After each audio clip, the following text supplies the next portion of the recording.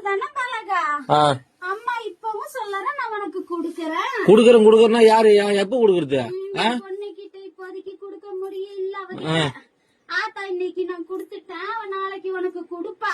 நீ வாங்கிட்டு போ பலகா, அவசரப்படாத. எத்தனை நாள்? 3ஆம் தேதியில இருந்தா? ஆமா பலகா, 3ஆம் தேதி வீடு. ரொம்ப நாள் ஆச்சு. விடு, நீ ஈஸியா சொல்ற. வீட்டுல உட்காந்து விடு, நான் போய் பேச்சு வாங்கி பணத்துக்கு.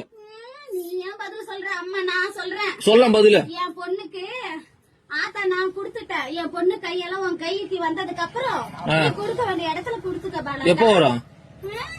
என் பொண்ணு கையில இருந்து பணம் எப்ப நீ வாங்குறியா அப்ப உன் கைக்கு வந்து சேரும். இது பேர் பதிலா? ஆத்தா நான் சொல்றது அதுதானம்மா. என்ன சொல்ற ஆத்தா? அம்மா இன்னைக்கு கொடுத்திருக்கேன், நாளைக்கு என் பொண்ணு கையால நீ வாங்கிட்டு போ பாலகான்னு சொல்றேன். நாளைக்கு? ஆமா பாலகா. எத்தனை நாளா பாலகா இது? எத்தனை நாளா? இன்னைக்கு தானே சொல்றேன். இத்தனை நாளா எங்க போயிருந்த? இத்தனை நாளா அந்த பதில் சொன்னேன். என்ன சொன்னா குடுக்கறேன்னு.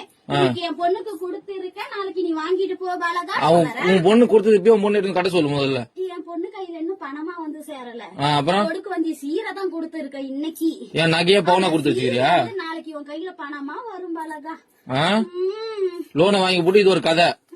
லோன் இல்ல, வாங்கின கடனுக்கு தான் எங்க அண்ணனுக்கு நீயே வட்டி கட்டிக்கிட்டு வர. தெரியாதா கோவிந்த்?